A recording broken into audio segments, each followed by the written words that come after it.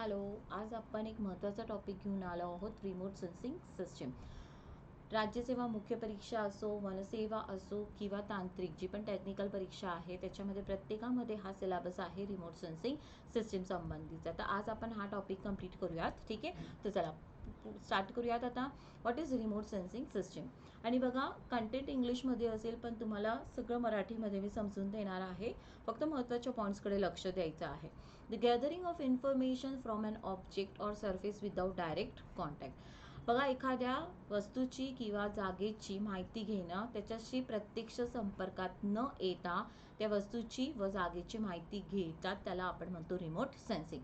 बघा, आपले डोळे, कान, नाक हे पण काय आहेत, एक प्रकारचं आपण सेन्स करत असतो. भले त्या वस्तूशी आपला संपर्क नाही आला तरी आपल्याला त्याच्याबद्दलची माहिती किंवा ती जागा कळत असतील.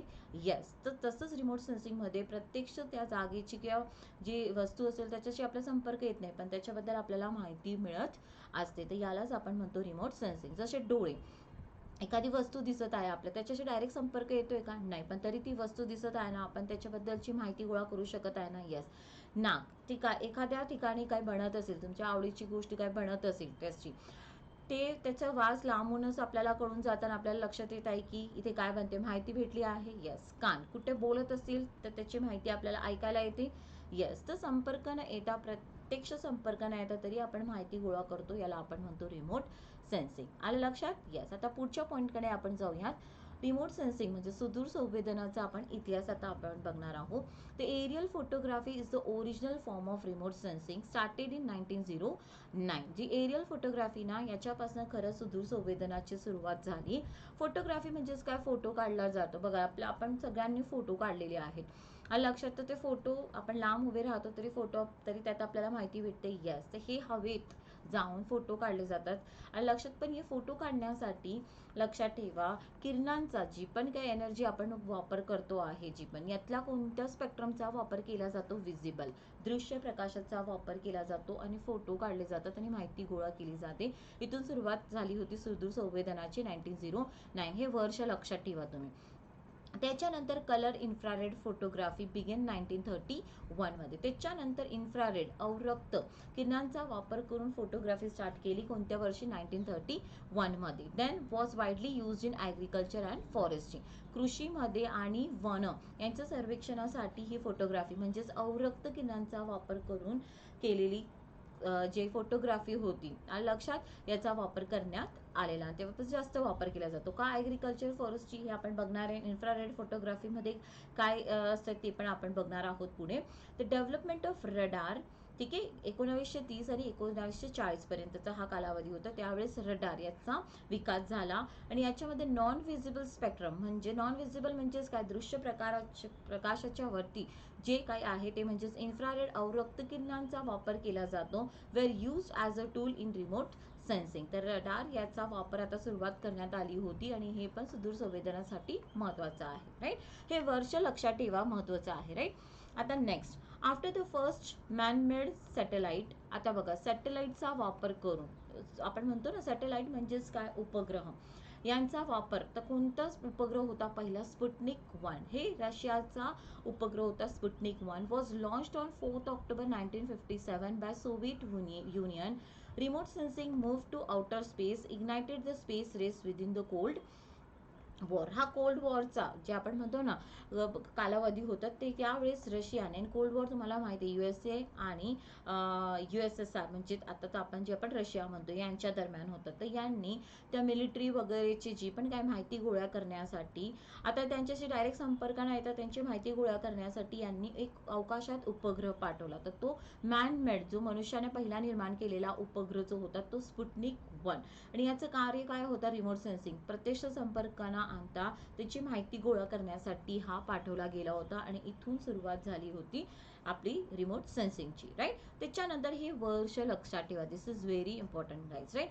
द युनायटेड स्टेट्स म्हणजे USAचा एक सॅटेलाइट होता एक्सप्लोरर 6. हा पण लक्षात ठेवायचा. कोणता होता? एक्सप्लोरर 6 हा जो उपग्रह होता. Transmitted the first space photograph of the earth in August 1959. आता बघा, आपल्या पृथ्वीची सर्वात पहिले प्रतिमा जी होती की पृथ्वी कशी दिसते, कसं आहे, हे सर्वात पहिले कोणत्या उपग्रहाने पाठवलं होतं छायाचित्र त्याचं?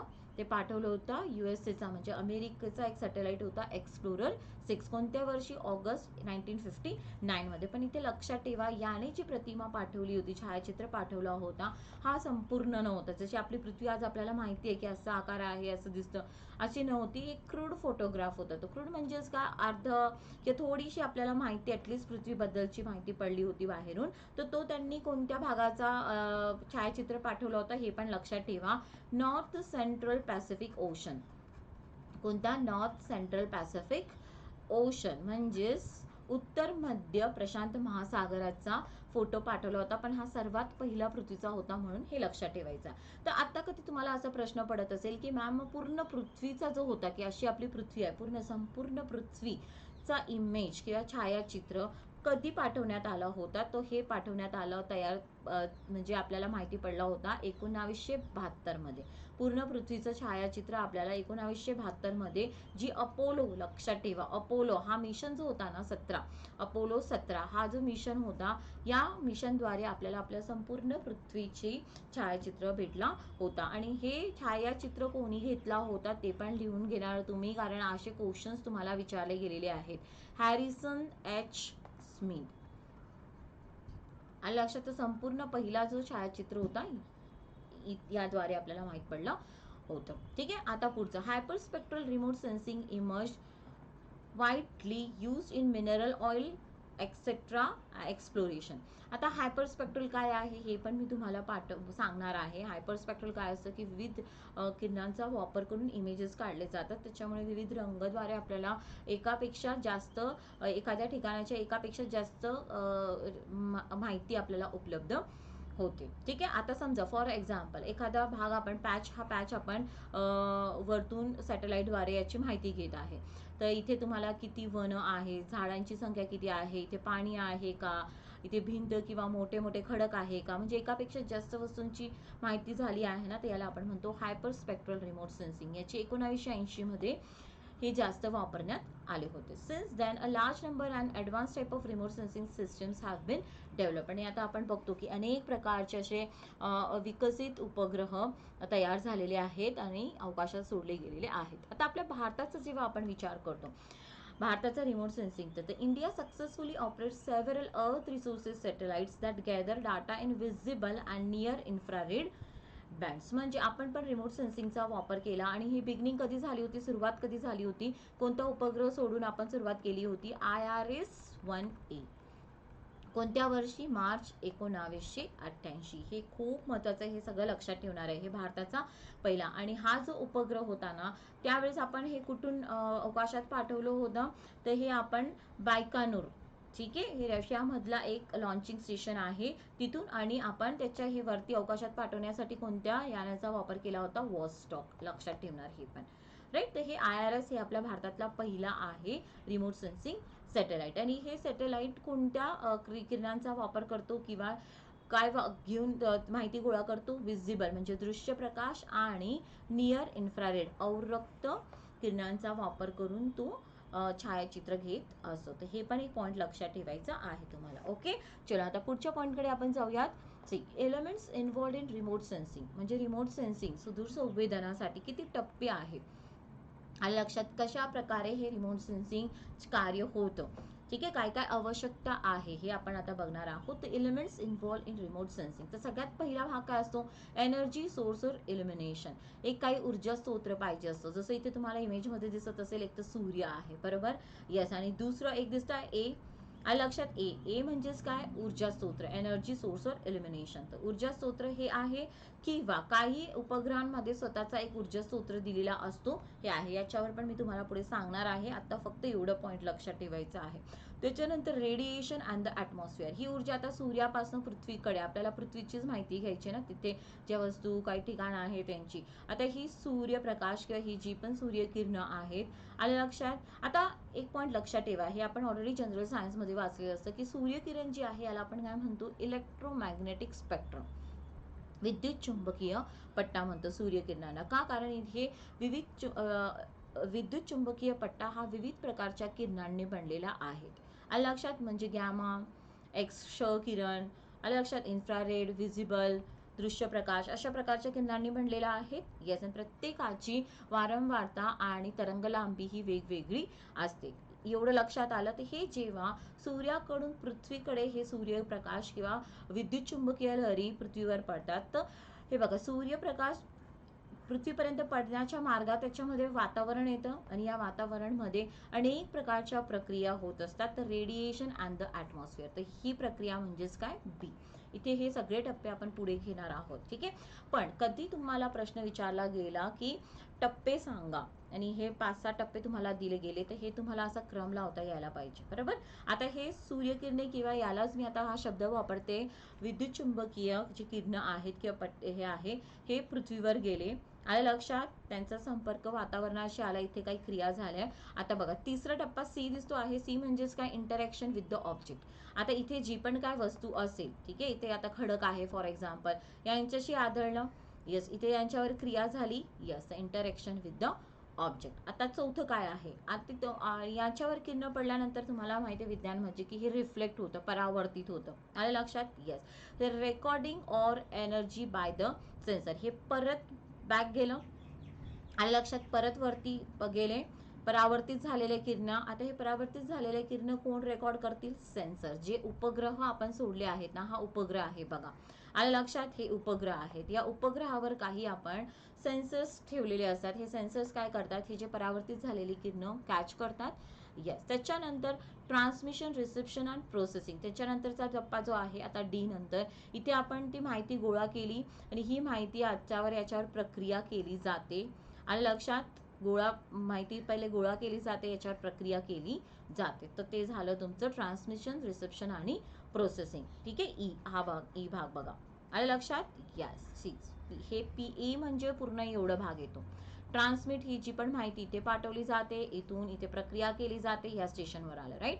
Interpretation and analysis. आता जो पण काही इथे फोटो भेटलेला आहे, हे काय आहे, याचं ॲनालिसिस, विश्लेषण केला जातो. याला आपण म्हणतो एफ. हा टप्पा म्हणजे एफ. म्हणजे हे आपण अल्फाबेट्स दिले, पण हे टप्पे तुम्हाला लक्षात ठेवायचे आहेत. राईट. आणि ॲप्लिकेशन, मग याच्यावरनं आता समजा एखाद्या वनाचं आपण माहिती घेतली. आणि लक्षात. येस, तर वन, इथे वनांची झाडांची संख्या किती आहे, इथे वन्यजीव केवढा आहे, हे सगळं ॲनालिसिस तुम्ही केलं. आणि ॲप्लिकेशन म्हणजेच की आता आपल्याला इथे वनांचे प्रमाण वाढवण्यासाठी किंवा इथे जे पण प्राणी आहे त्यांची संख्या वाढवण्यासाठी काय कामं करायची आहे, त्याला आपण म्हणतो ॲप्लिकेशन. क्लिअर. दॅट इज जी. मग हे फोटो बघून हे केलं जाणार. तर हे टप्पे कळाले तुम्हाला. Yes, energy sources, illumination, radiation on the atmosphere, interacting with the object, recording or energy by the senses, transmission, reception and processing, interpretation and analysis, and शेवट application. Is it clear? ठीक आहे. हे टप्पे तुम्हाला विचारले जाऊ शकतात. एकदा मी परत रिपीट करते. हे बघा. ठीक आहे. ऊर्जा पाहिजेच आहे इथे. एक तर ऊर्जा सूर्य असेल किंवा उपग्रहांवर पण ऊर्जेचं सूत्र लावलेलं असतात, ज्याला आपण लिडार, आलं लक्षात, यस, किंवा रडार असं म्हणू शकतो. ठीक आहे. याद्वारे पण ऊर्जा पाठवली जाते, किंवा सूर्य हे कृत्रिमरित्या आपण पाठवतो आहोत आणि सूर्य हे नैसर्गिकरित्या, दोघांपैकी आपण काही वापरू शकतो. राईट. आता ही सूर्यामार्फत ही ऊर्जा पृथ्वीपर्यंत येण्याच्या अगोदर त्यांची वातावरणमध्ये काही क्रिया होणार. यस. ठीक आहे. आता पृथ्वीपर्यंत ही ऊर्जा पोहोचली, इथे ती रिफ्लेक्ट होणार, इथे काही क्रिया होणार. यस, आणि ही रिफ्लेक्टेड परावर्तित ऊर्जा परत बाहेर पाठवली जाणार आणि ही ऊर्जा, हे जे पण काही उपग्रह आहे याच्यावर आपण सेन्सर्स बसवलेले आहेत, हे कॅच करणार आणि माहिती गोळा करणार. ही माहिती गोळा केल्यानंतर याच्या पूर्ण गोळा झालेली माहिती प्रोसेस केली जाते. आलं लक्षात. आणि ही आता जो पण छायाचित्र उपलब्ध होईल याचा अभ्यास केला जातो, ॲनालिसिस, विश्लेषण केला जातो, त्याच्यावर मग प्रक्रिया, ॲप्लिकेशन काय याच्यावर काम करायचं हे ठरवलं जातं. आलं लक्षात. आता पुढचं पॉईंट आपण बघणार आहोत. राईट. आता रिमोट सेन्सिंग सेन्सर्स, आताच मी बोलली ना तिथे सेन्सर्स असतात रिमोट सेन्सिंग. तर ते रिमोट सेन्सिंग सेन्सर्स काय ते आपण बघूयात. Active remote sensing, active remote sensors. Active remote sensors याला आपण क्रियाशील सुदूर संवेदनाचे सेन्सर्स असे पण म्हणतो. तर क्रियाशील, इथे मराठी शब्द काय येणार, क्रियाशील. Active remote sensors. पण मी तुम्हाला सांगेल मराठीपेक्षा इंग्रजी शब्द लक्षात ठेवा. आयोग पण इंग्रजी शब्दच वापरते. आता कोणाला म्हटलं जातं active remote sensors. Active remote sensing uses an artificial source of energy. कृत्रिम ऊर्जेसाठी हे कृत्रिम स्तोत्र वापरत असतात. ठीक आहे. कृत्रिम स्तोत्र म्हणजे इथे सूर्यकिरणांचा वापर केला जात नाही. For example the satellite itself can send a pulse of energy which can interact with the target. जे पण आपण उपग्रह पाठवले आहेत ना त्या उपग्रहावरच आपण लिडार रडार हे दिलेले असतात, जे काय करतात ऊर्जा पाठवत असतात. इथे सूर्याची ऊर्जेचा वापर केला जात नाही. याला आपण म्हणतो ऍक्टिव्ह रिमोट सेन्सर्स. म्हणजेच की हा जो सॅटेलाइट आहे ना, लक्षात ठेवा, हा जो सॅटेलाइट आहे ना, हा सॅटेलाइट ऊर्जा पाठवतो आणि हा सॅटेलाइट ऊर्जा परत ग्रहण पण करतो. ऊर्जा एमिट पण करतो आणि परत ऊर्जाला तो आत पण घेतो. राईट. आता इथे बघता इन ऍक्टिव्ह रिमोट सेन्सिंग. आता ऍक्टिव्ह रिमोट सेन्सिंगचा काय फायदा आहे, कारण आपण इथे कृत्रिम ऊर्जा वापर करतोय ना, ती human can control the nature of the source energy. आता human can control the nature, याचं जो स्वरूप आहे ऊर्जा जी पण आपण सोडतोय ते आपल्या हातात आहे की आपल्याला कशा प्रकारची, म्हणजे त्याची तरंग लांबी, कारण ऊर्जा आहे तर त्याचे वेव्ज आहे तर वेव्हलेंथ तरंग लांबी आपण ठरवू शकतो. त्याची ऊर्जा पॉवर ड्युरेशन किती काळापर्यंत पाठवायची ते आपल्या हातात आहे, आपण ठरवू शकतो. Active remote sensing can be carried out during day and night. लक्षात ठेवा ऍक्टिव्ह रिमोट सेन्सर्स जे आहेत ना हे दिवसा आणि रात्री दोघं वेळे काम करत असतात आणि माहिती गोळा करत असतात. आणि इन ऑल वेदर कंडिशन, प्रत्येक हवामानामध्ये हे कार्य करू शकतात. जसं आता पावसाळा असेल, खूप ढगाळ वातावरण असेल तर सूर्यकिरण पूर्ण पोहोचेल का, नाही पोहोचू शकतो. मग त्यावेळेस आपण रिमोट सेन्सिंग एवढं काम करणार नाही. पण ऍक्टिव्ह मध्ये काय ना की कृत्रिम पद्धत आहे, तर ढगाळ वातावरण असेल तरी आपण पाठवू शकत आहोत. येस. सो हे लक्षात ठेवायचं आहे. Okay. Next. So active remote sensors कळाले. आता passive remote sensing. Passive remote sensing depend on the natural source to provide energy. आणि नॅचरल सोर्स काय आहे आपला सन, सूर्य. ठीक आहे. सूर्यापासून जी ऊर्जा येते त्याचा वापर केला जातो. For example sun is the most powerful and commonly use source of energy for passive remote sensing. The satellite sensors in this case record primarily the radiation that is reflected from the target. आणि इथले जे पण satellite असतात ना, passive remote sensors जे असतात ना, हे फक्त जे पण सूर्यकिरण जे पण ऊर्जा खाली पाठवत आहे, लक्षात ठेवा, आणि ही ऊर्जा या वस्तूवर पडल्यानंतर ही परत जी परावर्तित करते रिफ्लेक्टेड एनर्जी, हे सॅटेलाइट फक्त ते काय करतात, कॅच करू शकतात. क्लिअर. रिफ्लेक्टेड एनर्जी म्हणजेच काय, ही सूर्यकिरण एखाद्या वस्तूवर आदळल्यानंतर ही परत रिफ्लेक्ट होते. ही रिफ्लेक्टेड परावर्तित ऊर्जा ही सेन्सर्स काय करतात, घेत असतात, त्याची माहिती ते गोळा करत असतात. ओके. चलो आता नेक्स्ट पॉइंटकडे जाऊयात आपण. सी इथे आपण इमेज घेतलेली आहे, difference between passive and active sensors. See passive remote sensors आणि ऍक्टिव्ह रिमोट सेन्सर्स. पॅसिव्ह फक्त सूर्य हा सोर्स आहे बघा, सूर्यापासून हे ऊर्जा आले, याला विद्युत चुंबकीय हे पण म्हणू शकतो, आले इथे आदळली, परत ते रिफ्लेक्ट झाले आणि याने कॅच केले. ऍक्टिव्ह मध्ये काय ना की जो पण आपला उपग्रह आहे तोच काय पाठवतो आहे, ऊर्जा पाठवत आहे. म्हणून हे बाणांची दिशा बघा तुम्ही, हे बाणांची दिशा बघा लक्षात. आणि इथे पडल्यानंतर हे परावर्तित ऊर्जा पण हे उपग्रह काय करत आहे, घेत आहे. इथे बाणांची दिशा बघा, याला म्हणतो ऍक्टिव्ह रिमोट सेन्सिंग. हे जास्त वापरलं जातं कारण की हे दिवसा रात्री पण माहिती गोळा करतो, कोणत्याही हवामान परिस्थितीमध्ये पण हे माहिती गोळा करू शकतात ऍक्टिव्ह सेन्सर्स. ओके. आता नेक्स्ट पॉईंटकडे जाऊयात, प्लॅटफॉर्म्स. आता हे जे पण काय सॅटेलाइट उपग्रह आपण वापरतो रिमोट सेन्सिंग सुदूर संवेदनासाठी, हे कुठे यांना स्थित केलं जातं, कोणत्या प्लॅटफॉर्मवर, बेसवर हे ठेवलं जातं याच्यावर. The base on which remote sensors are place to acquire information about the earth surface is called as platform. आता ही आपली पृथ्वी आहे फॉर एक्झाम्पल, हे ग्राउंड जिथे आपल्याला माहिती करायची आहे. आता जो पण सॅटेलाइट आहे ते तुम्ही कुठे त्याला ठेवत आहात, जे पण त्याला कुठे स्थिर करत आहे त्याच्यावर. तर ग्राउंड बेस्ड, एअरबॉर्न आणि स्पेस बॉर्न. काही ग्राउंड बेस असतात, खालच्या खालीच ते इन्फॉर्मेशन काढतात. एअरबॉर्न हवेमध्ये आणि स्पेस बॉर्न अवकाशात सोडली जातात. आता एअरबॉर्न म्हणजेच काय, हाय अल्टिट्यूड लो अल्टिट्यूड. इथे आपण विमानाचा वापर करतो किंवा बलूनचा वापर करतो, लक्षात. येस. अवकाशात इथे आपण सॅटेलाइट्सचा वापर करणार, म्हणजे उपग्रहांचा वापर करतो. क्लिअर. इथे एरोप्लेन याच्याद्वारे इमेज काढली जातात. येस. ओके. आता next, platform use for remote sensing. आता हे जे पण आपण प्लॅटफॉर्म, ग्राउंड बेस्ड प्लॅटफॉर्म, हे किती अंतरावर, म्हणजे की ग्राउंड पासून किती अंतरावर हा प्लॅटफॉर्म स्थिर केला जातो. Ground vehicle tower up to 50 kilometre, म्हणजे जे पण काय आहे ते 50 किलोमीटरच्या अंतरावर वरती असतो आणि इथून ते माहिती गोळा करत असतात. एअरबॉर्न प्लॅटफॉर्म हवेत जे प्लॅटफॉर्म पाठवलेले असतात त्याच्यामध्ये एरोप्लेन, हेलिकॉप्टर्स असतात. हे आपण आताच इमेज बघितली, हाय अल्टिट्यूड एअरक्राफ्ट आणि बलून्सचा वापर करतो आपण, हॉट एअर बलून्स. ठीक आहे, याच्यावर कॅमेरा वगैरे लावलेले असतात, विमानावर कॅमेरा, आणि मग ते फोटो काढत. आपल्याला एरियल फोटोग्राफी बघायचाच हा टॉपिक, तो उद्या मी कंप्लीट करा. तर हे 50 किलोमीटर किंवा त्याच्यापेक्षा अजून वरती हे फिरत असतात आणि माहिती गोळा करत असतात. आता बघा, इथे त्यांचा डायरेक्ट संपर्क येत आहे का?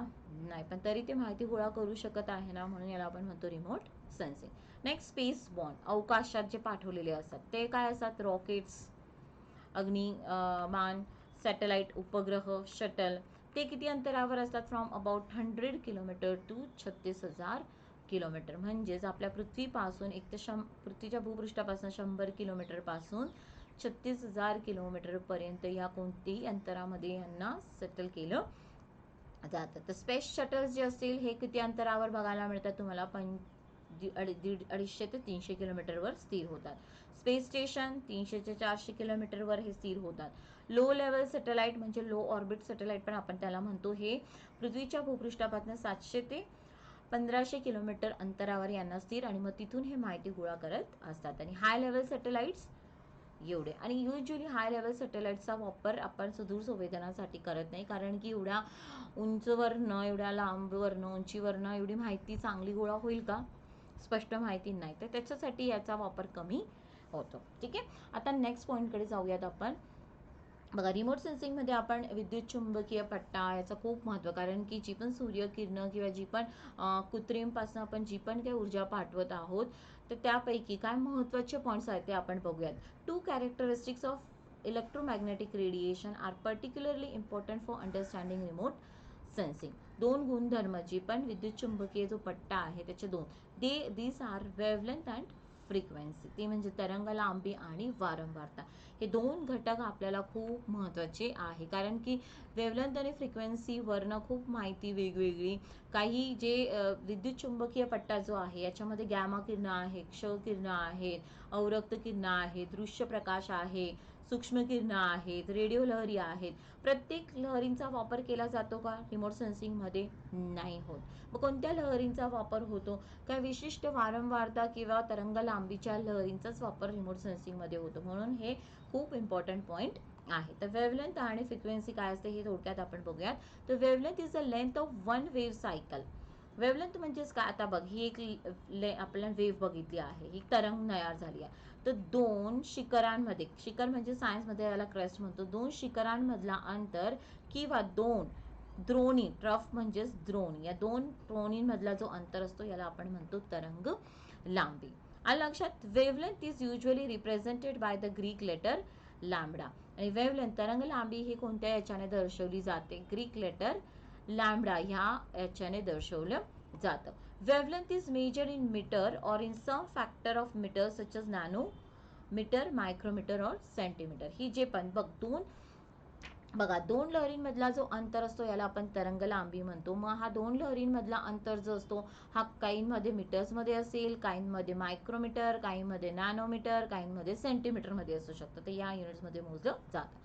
फ्रिक्वेन्सी, आता वारंवारता म्हणजेच काय?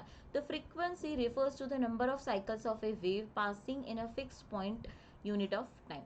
एक कालावधीमध्ये किती या लहरी गेल्या त्याला आपण म्हणतो फ्रिक्वेन्सी, वारंवारता म्हणतो. Frequency is normally measured in hertz. कशामध्ये मोजली जाते? ही हर्ट्समध्ये मोजली जाते. ते हे पण एक लक्षात ठेवायचं आहे. ठीक आहे, equivalent to 1 cycle per second, म्हणजे एका सेकंदामध्ये ह्या किती लहरी गेल्या ती म्हणजेच काय आहे? वारंवारता.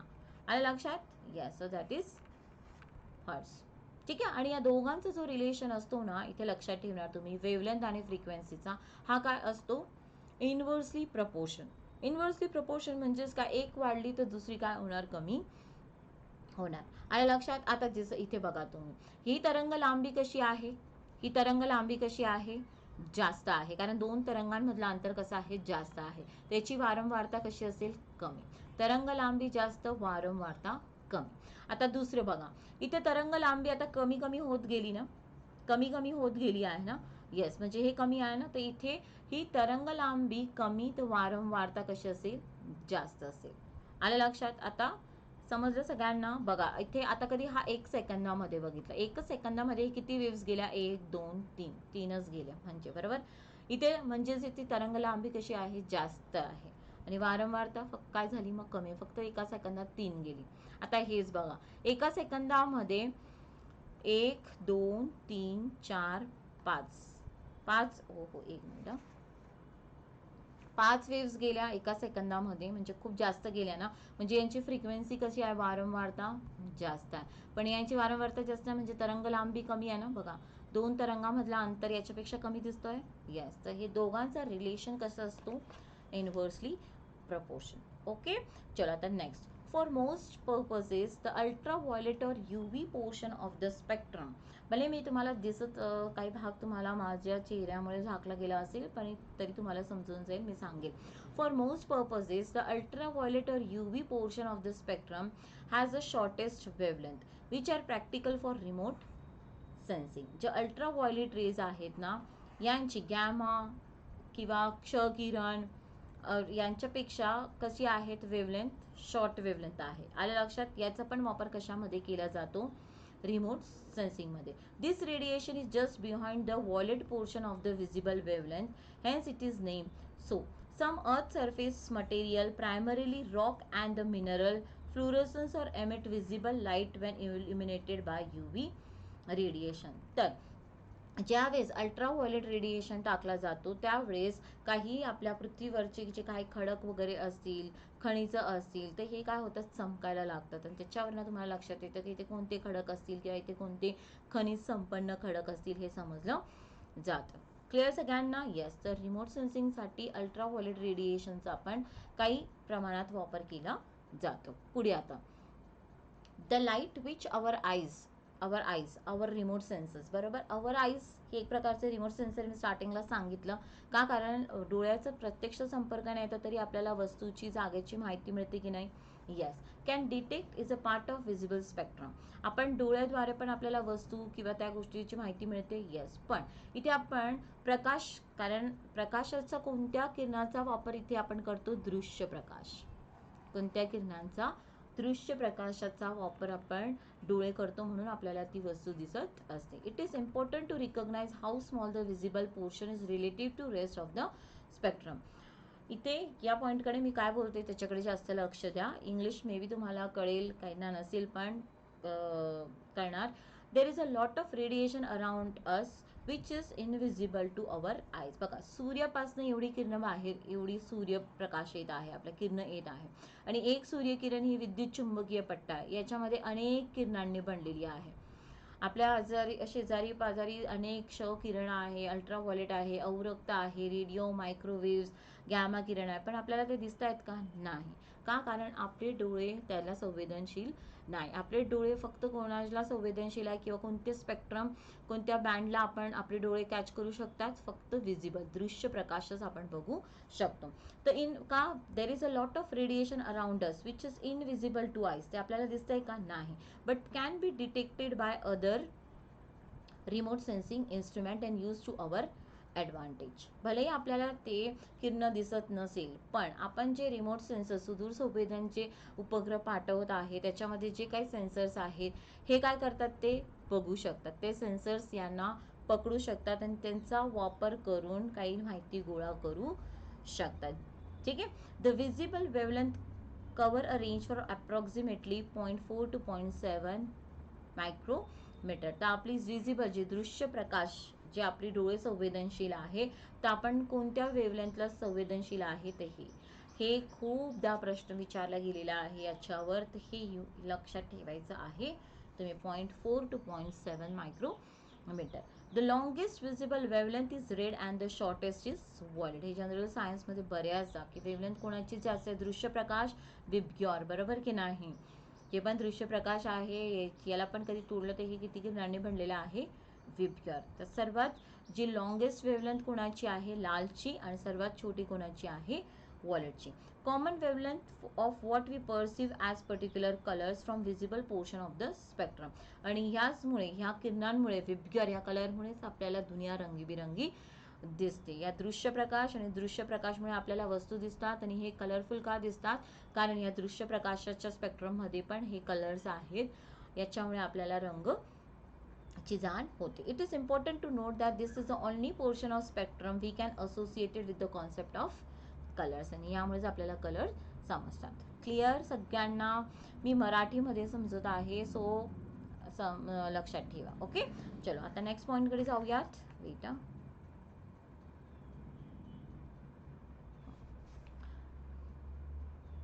थोडंसं हे अवघड आहे, पण याच्यावर आहे ना, कधी आपण प्रिव्हियस इयर क्वेश्चन्स बघितले ना, मी आता जे सांगते त्याच्यावर क्वेश्चन्स विचारली गेलेली आहे. राईट, आता the next portion of the spectrum of interest is the infrared. बघा, आपण अल्ट्राव्हायोलेट बघितलं आतापर्यंत, विद्युत चुंबकीय पट्ट्यातला अल्ट्राव्हायोलेट अतिनील किरण बघितले, त्याच्यानंतर विजिबल म्हणजे दृश्य प्रकाश बघितले. आता आपण तिसरं बघणार आहे अवरक्त किरण.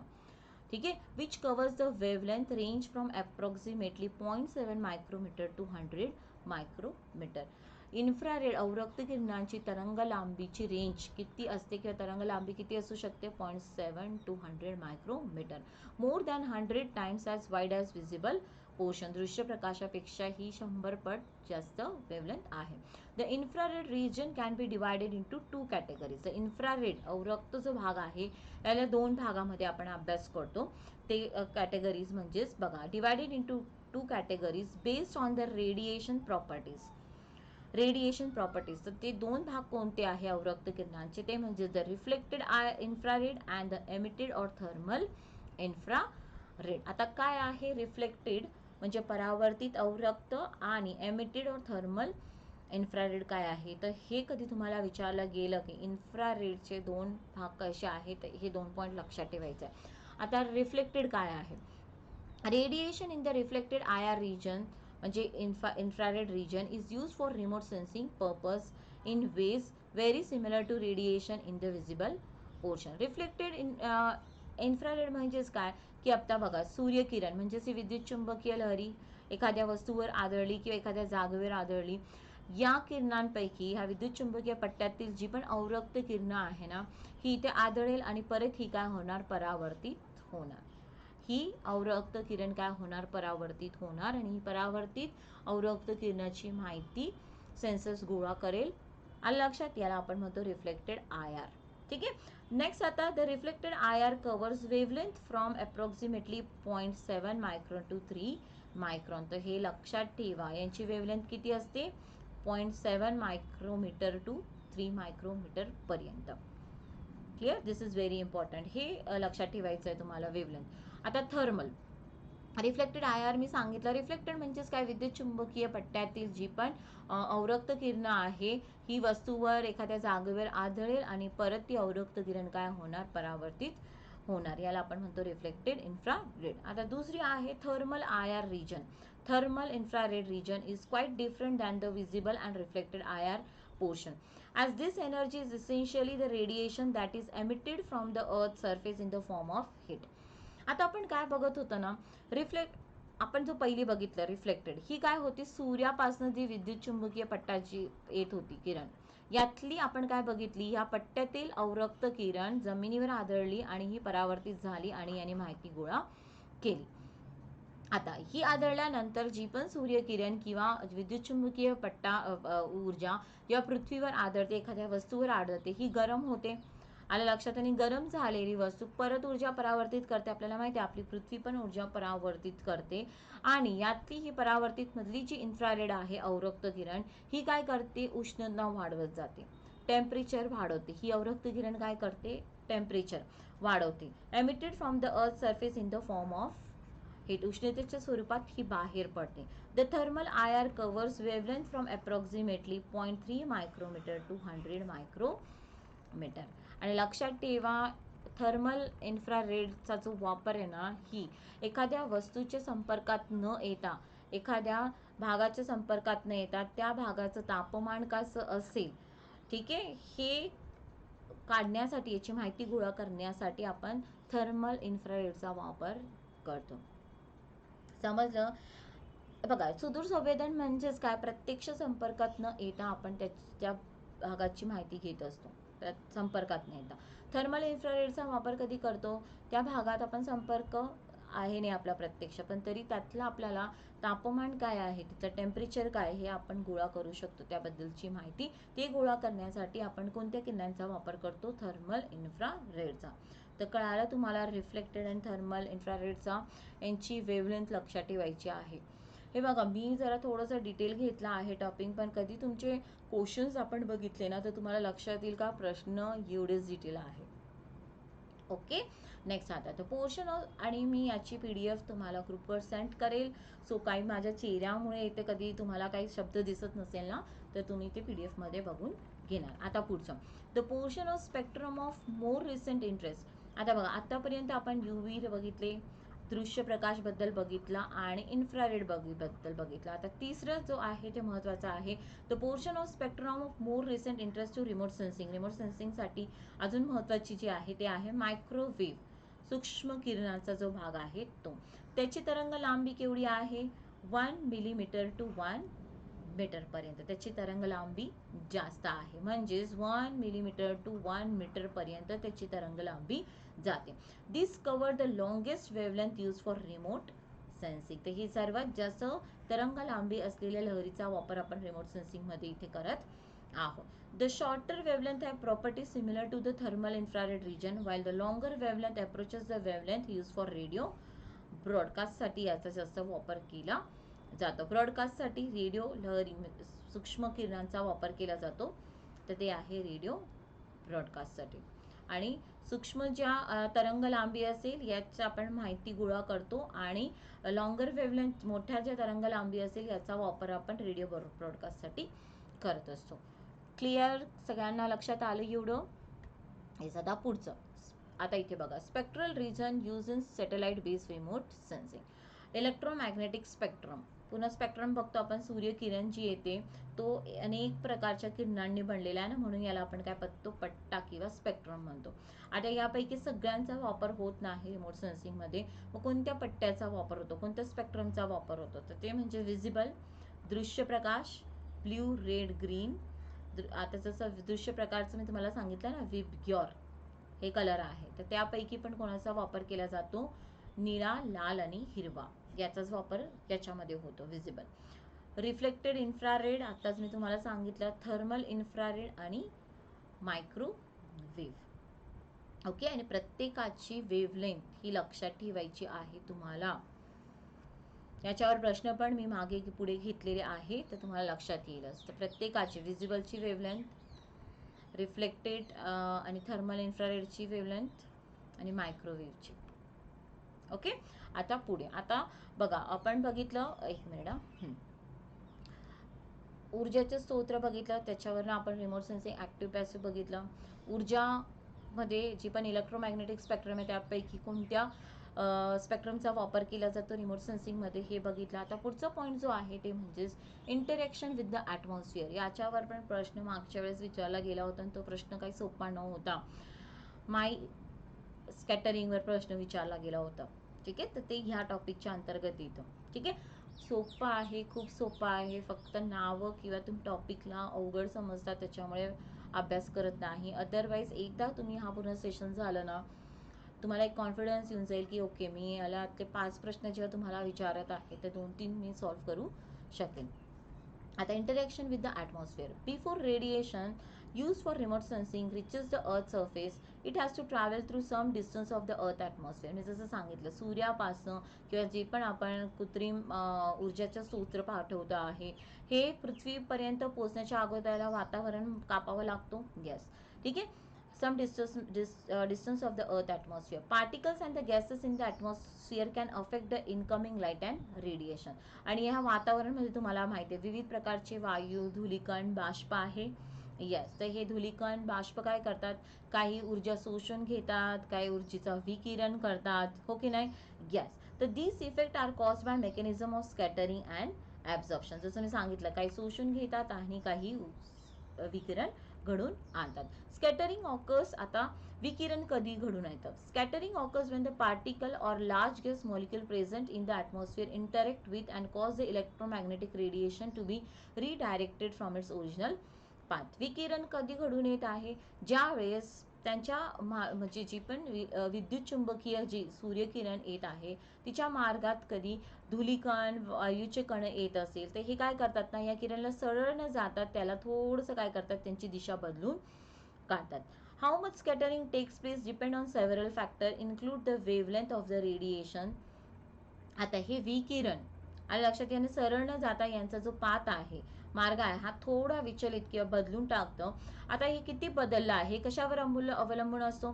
जी पण किरण येत आहे त्याची तरंग लांबी केवढी आहे, जे पण वातावरण मधनं ही किरण जात आहे तिथे जे पण धुळीकण किंवा वायू जे आहेत यांची कण किती आहेत आणि किती अंतर हे किरण प्रवास करत आहे याच्यावर बेस असतं की यांचं विचलन किंवा हे विकिरण किती झालेलं आहे. There are 3 type of scattering which takes place. बघा आता आपल्याला माहित होतं, इतक्या आतापर्यंत आपण विज्ञान फिजिक्समध्ये वाचत असतो की विकिरण, scattering of the light, right. पण आता आपल्याला बघायचं आहे की हे स्कॅटरिंग 3 प्रकारचे होत असते. किती प्रकारचे होत असते? 3 प्रकारचे. तर 3 प्रकार कोणते आहेत? Atmospheric scattering is accomplished through absorption and re-emission of radiation by atoms or molecules. ठीक आहे. तर आता हे बघा 3 प्रकारचे विकिरण आपण बघूयात. एक म्हणजे रेलिक स्कॅटरिंग. ठीक आहे. आता रेलिक स्कॅटरिंग कधी बघायला मिळेल? बघा आता विकिरणचे प्रकार बघत आहोत. आतापर्यंत आपल्याला काय होतं ना की प्रकाश किरणचे पसरणे याला आपण विकिरण म्हणतो, पण हे 3 प्रकारे पसरतं. Rayleigh occur when the particles are very small compared to wavelength of the radiation. जी पण सूर्यकिरणलाच आपण विद्युत चुंबकीय किरण म्हणतो आहोत. ही चुंबकीय किरण पण विविध प्रकारच्या कणांनी बनलेल्या आहेत. यस, हे पार्टिकल्स आहे. ठीक आहे. जे पण वेवलेंथ आहे हे बघा, ठीक आहे. ही जेव्हा किरण येत आहे आणि वातावरण मधले जे कण आहेत यांचा आकार कसा आहे? खूप छोटा आहे कंपेअर टू ही जी पण किरण येत आहे. याची वेवलेंथ कशी आहे? जास्त, आणि या कणांचा आकार केवढा आहे? खूप छोटा. त्यावेळेस कोणत्या प्रकारचं स्कॅटरिंग बघून येतं? Relic scattering. These could be particles such as small specks of dust or nitrogen and oxygen molecule. एक तर धूलिकणांमुळे किंवा ऑक्सिजन आणि नायट्रोजन वायूच्या कणांमुळे ह्या प्रकारचं विकिरण घडून येत असतो.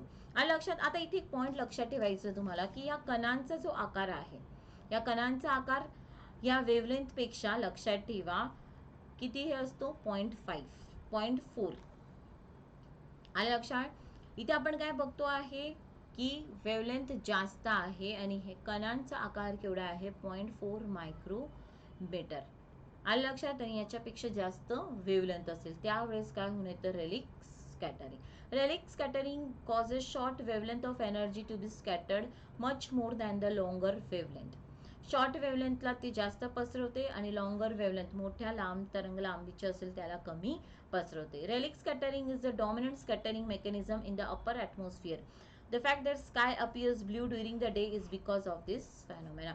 कधी तुम्हाला प्रश्न विचारला गेला सामान्य विज्ञानमध्ये किंवा मुख्य परीक्षेमध्ये की जे पण आपले निळे आकाश आहे हे तर आता सगळ्यांना माहिती आहे विकिरणमुळे, पण आता तुम्हाला प्रश्न एवढा सोपा नाही विचारणार. ते म्हणतील की खालीलपैकी कोणत्या विकिरणामुळे आपल्या आकाश निळे दिसते? तर तुमचं उत्तर काय असेल तिथे? Relic scattering. ओके. आता नेक्स्ट मीन किंवा माई स्कॅटरिंग याला आपण म्हणतो. माई स्कॅटरिंग. आता Mie scattering occurs when the particles are just about the same size as the wavelength of the radiation. जी पण रेडिएशन चुंबकीय किरण येत आहे यांची जी तरंग लांबी आणि जे पण काही धूलिकण वायूचे कण हे जे पण आहे यांचा आकार सेम किंवा याच्यापेक्षा जास्त असेल त्यावेळेस अशा प्रकारचं विकिरण घडून येतं. ते म्हणजेच कण कोणती आहे? डस्ट म्हणजे धूलिकण, पोलन्स परागकण, स्मोक आणि बाष्प are the common cause of Mie scattering. तर म्हणजेच बघा कधी परागकण, धुके, वॉटर वेपर्स म्हणजेच जलबाष्प, धूलिकण याच्यामुळे कोणत्या प्रकारचे स्कॅटरिंग घडून येतं? तर Mie scattering which tends to affect longer wavelength than those affected by Rayleigh scattering. बघा रेलिकमध्ये शॉर्ट वेवलेंथ जास्त पसरत होते, माई स्कॅटरिंगमध्ये लांब तरंग लांबी जास्त पसरत आहे. लक्षात ठेवा. आणि तुम्हाला याच्यावरच प्रश्न विचारला गेलेला आहे माई स्कॅटरिंगवर. मी घेतलेला आहे प्रश्न त्यावेळेस सांगेल. आता आणि इथे डस्ट साईज जो पण पार्टिकल्स आहे, जे पण काही कण आहेत यांचा आकार एक तर 0.4 मायक्रोमीटर पेक्षा कमी नसायला पाहिजे किंवा 3 मायक्रोमीटर पर्यंत असायला पाहिजे. एवढ्या आकारांचे हे कण असू शकतात. कमीत कमी 0.4, जास्तीत जास्त 3 micrometre. Okay. Non selective scattering. आता नॉन सिलेक्टिव्ह स्कॅटरिंग मध्ये जो पण कणांचा आकार असेल हा कसा असेल 3 मायक्रोमीटर पेक्षा जास्त. These occur when the particles are much larger than wavelength of the radiation. जी पण विद्युत चुंबकीय किरण येत आहे याच्या तरंग लांबीपेक्षा जे पण काही कण आहे वातावरणामध्ये यांचा आकार कसा आहे, जास्त आहे. ते म्हणजेच कोणते कण असेल, हे वॉटर ड्रॉपलेट्स, पाण्याचे थेंब आणि लार्ज डस्ट, मोठी धुली कण can cause this type of scattering.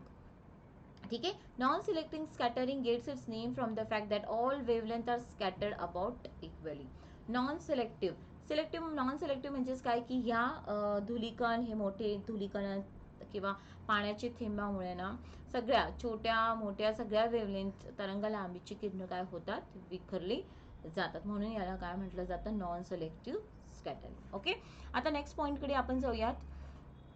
बघा, आता वातावरण म्हणणं आपण आतापर्यंत काय बघत होतो की सूर्य किंवा जे पण कृत्रिम सोर्स होते त्याच्यापासून सूर्यकिरण किंवा हे ऊर्जा पृथ्वीपर्यंत आली. या मार्गात येत असताना याचं विकिरण झालं किंवा ऊर्जा शोषली गेली. आता हे पृथ्वीवर पडले आहे, ह्या ऊर्जा सूर्यकिरण पृथ्वीवर पडले. आणि आपल्याला माहिती आहे की सूर्यकिरण हे चुंबकीय विद्युत पट्टा पृथ्वी पडल्यानंतर हे परत काय होतं, परावर्तित होतं, रिफ्लेक्ट होतं. येस, परावर्तित होतं. पण हे परावर्तन दोन प्रकारचे आता आपल्याला बघायला मिळेल. आता आपली जी पृथ्वी आहे ही पृथ्वी कुठे एकदम खडबडीत गुळगुळीत अशी आहे की नाही, कुठे वन आहे, काही ठिकाणी एकदम अशी गुळगुळीत बघायला मिळेल, कुठे खडबडीत बघायला मिळेल. तर जिथे गुळगुळीत भाग असेल ना तिथे ही ऊर्जा पडल्यानंतर ही जेव्हा परावर्तित होते ना त्याला आपण काय म्हणतो, स्पेक्युलर रिफ्लेक्शन. काय म्हटलं जातं याला, स्पेक्युलर रिफ्लेक्शन. बघा आता हे पडले किरण, पण हे सगळं खडबडीत आहे ना, बघा असं एक स्मूथ आहे का, नाही. आणि परत हे रिफ्लेक्ट झालं. येस, आता हे रिफ्लेक्ट झालं ते हे खडबडीत असल्यामुळे हे रिफ्लेक्शन अनेक दिशाला दिसतंय तुम्हाला, अनेक दिशेला होत आहे की नाही. येस, याला आपण म्हणतो स्पेक्युलर रिफ्लेक्शन. ठीक आहे. आता पृथ्वीवर किंवा काही वस्तू हे गुळगुळीत असतात, एकदम सपाट असतात. तिथे सूर्यकिरण किंवा हे प्रकाश पडल्यानंतर काय होणार, हे बघा, हे सूर्यकिरण पडली. ठीक आहे. इलेक्ट्रोमॅग्नेटिक स्पेक्ट्रम कोणतीही ऊर्जा असू शकते, ते कृत्रिमपासून किंवा सूर्यापासून पडल्यानंतर हे गुळगुळीत भाग असल्यामुळे हे परत काय होणार, परावर्तित होणार. पण एकच दिशेला होत आहे ना ते, कारण हे गुळगुळीत आहे. लक्षात, म्हणजे ते काय आहे, अँगल ऑफ इन्सिडन्स आणि अँगल ऑफ जे काय म्हणतो त्याला इन्सिडंट आणि अँगल ऑफ रिफ्लेक्शन हे कसं आहे, सेम असतो. आलं लक्षात. यस, याला आपण म्हणतो डिफ्यूज रिफ्लेक्शन. तर आपली पृथ्वी खडबडीत गुळगुळीत, तर जिथे खडबडीत असेल तिथे तुम्हाला स्पेक्युलर बघायला मिळेल, आणि जिथे काय म्हणतात त्याला गुळगुळीत आहे तिथे काय बघायला मिळेल तुम्हाला, स्पेक्युलर. आणि जिथे खडबडीत आहे तिथे, इथे खडबडीत ना, खडबडीत इथे तुम्हाला डिफ्यूज, आणि जिथे गुळगुळीत आहे तिथे स्पेक्युलर. ठीक आहे. आता एक मिनिट जरा. आणि रिमोट सेन्सिंगसाठी, कारण रिफ्लेक्टेड तर पाहिजेच ना, ही परत जेव्हा परावर्तित होत आहे ही परावर्तित ऊर्जा ही कॅच करते. येस, तर ह्यापैकी स्पेक्युलर आणि डिफ्यूज पैकी रिमोट सेन्सिंग मध्ये कोणतं रिफ्लेक्शन महत्वाचं आहे, डिफ्यूज. डिफ्यूज परावर्तन ही याच्याद्वारे माहिती गोळा केली जाते. आणि लक्षात, समज सगळ्यांना, दिस इज व्हेरी इम्पॉर्टंट, हे बेसिक पॉईंट. आणि डिफ्यूजलाच कधी तुम्हाला असं विचारलं गेलं की रिमोट सेन्सिंगसाठी कोणता रिफ्लेक्शन परावर्तन, एक तर डिफ्यूज शब्द वापरला जाऊ शकतो किंवा isotropic reflection is very important. त्याचद्वारे विविध वेवलेंथ, बघा अनेक प्रकार, सगळीकडे हे झाले ना अनेक प्रकारच्या, ते अनेक रंग तुम्हाला इथे माहिती पडेल. इथे एकच रंग माहीत पडतो आहे, अनेक रंग म्हणजे जास्त माहिती मिळेल. म्हणून रिमोट सेन्सिंग मध्ये डिफ्यूज रिफ्लेक्शन महत्वाचा असतो. क्लिअर. खूप छोटे छोटे इम्पॉर्टंट पॉइंट्स लक्षात ठेवायचं आहे तुम्हाला. आता नेक्स्ट, ॲब्झॉर्प्शन. बघा, ॲब्झॉर्प्शन, वातावरणांमधनं येत असताना जी पण किरणं जी आहेत हे काही शोषली जातात वातावरणाच्या कणांद्वारे. Absorption is a process by which radiant energy is absorbed and converted into other forms of energy. An absorption band is a range of wavelength or frequency in the electromagnetic spectrum within which radiant energy is absorbed by substance such as water, carbon dioxide, oxygen, ozone and nitrous oxide. ठीक आहे. आपल्या वातावरणमध्ये असे काही घटक आहेत ना, ते काय करतात, ही ऊर्जा शोषून घेतात. जसं बाष्प, कार्बन डायऑक्साईड, काय ऑक्सिजन, ओझोन. बघा बरोबर, ओझोन काय करते, अल्ट्राव्हायोलेट रेस शोषून घेते की नाही.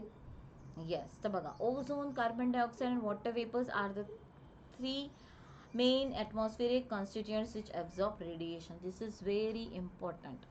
ओझोनचं जसं तुम्हाला माहिती आहे ना, ओझोनचा थर अल्ट्राव्हायोलेट रेस शोषून घेतात. Yes. See, ozone serve to absorb the harmful ultraviolet radiation from the sun. Okay, without this protective layer in the atmosphere, our skin will burn when exposed to the sunlight. तर ultraviolet हे शोषून घेतात. आता बघा, सूर्यकडनं येणारी जी पण विद्युत चुंबकीय किरणं आहे त्यापैकी यूव्ही रेज कोण शोषून घेत आहे, ओझोन. ओके. आता नेक्स्ट, कार्बन डायऑक्साईड, वातावरण मधला कार्बन डायऑक्साईड, याला आपण ग्रीन हाऊस गॅस म्हणतो की नाही. ग्रीन हाऊस गॅस म्हणतो याला. येस. का, कारण ही ऊर्जा शोषून घेतो. तर carbon dioxide refer to as a greenhouse gas. This is because it tends to absorb radiation strongly in the far infrared portion of the spectrum. आता बघा, सूर्य जी पण येते इलेक्ट्रोमॅग्नेटिक स्पेक्ट्रम पैकी जो पण इन्फ्रारेडचा जो भाग आहे, स्पेक्ट्रम आहे, इन्फ्रारेड कोण ॲब्झॉर्ब करून घेत आहे, वातावरणाचा कार्बन डायऑक्साईड. ठीक आहे. आणि म्हणून उष्णता वाढत जात आहे. ठीक आहे. आता हे पण लक्षात ठेवा, ओझोन अल्ट्राव्हायोलेट शोषून घेतं, कार्बन डायऑक्साईड इन्फ्रारेड. आता वॉटर वेपर्स बाष्प काय शोषून घेत असते, water vapour in the atmosphere absorb much of the incoming long wave infrared and short wave microwave radiation. See, this is very important. जी पण वातावरणमध्ये बाष्प आहे ना, ही इन्फ्रारेडचं 3 भाग असतात इन्फ्रारेडचे, त्यापैकी लॉंग वेव्ह इन्फ्रारेड ही शोषून घेते आणि शॉर्ट वेव्ह मायक्रोवेव्ह ही पण कोण शोषून घेते. किंवा तुम्ही आता एवढं लक्षात ठेवलं ना, इन्फ्रारेड आणि मायक्रोवेव्ह, विद्युत चुंबकीय पट्ट्यापैकी इन्फ्रारेड आणि मायक्रोवेव्ह हे कोण शोषून घेत आहे, बाष्प. ठीक आहे.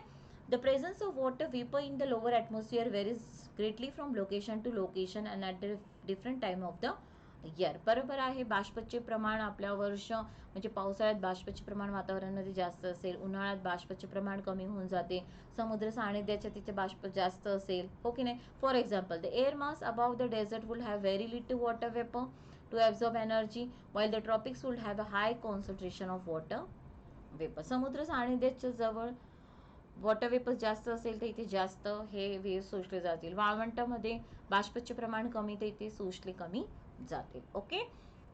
हे कोण काय शोषण घेत आहे हे पण लक्षात ठेवा. ओके. नेक्स्ट, आता व्हॉट इज ॲटमॉस्फेरिक विंडो. गवाक्ष, वातावरणीय गवाक्ष याला म्हटलं जातं. हे बघा, आताच आपण काय बघितलं की जे पण विद्युत चुंबकीय पट्टाची सूर्यकिरण येत आहे हे विविध किरणांनी बनलेलं आहे. बरोबर. आता हे विविध किरणांनी बनलेलं आहे, यापैकी अल्ट्राव्हायोलेट ओझोनने शोषून घेतलं, गेली अल्ट्राव्हायोलेट आता. ठीक आहे. अवरक्त इन्फ्रारेड CO2 ने शोषून घेतलं. ठीक आहे. बाष्पने कोणाला शोषून घेतलं, मायक्रोवेव्ह आणि इन्फ्रारेडला शोषून घेतलं. म्हणजे हे पृथ्वीपर्यंत येत आहे का जास्त, नाही. आता पृथ्वीपर्यंत येत नाहीये म्हणून इथे हे कोणाशी त्यांचा संपर्क येईल नाही. परत ते रिफ्लेक्ट होतील का, खूप कमी प्रमाणात, है ना. तर यांना ज्या बाहेर इथे शोषल्या गेल्या जातात याला आपण काय म्हणतो, ॲटमॉस्फेरिक विंडो.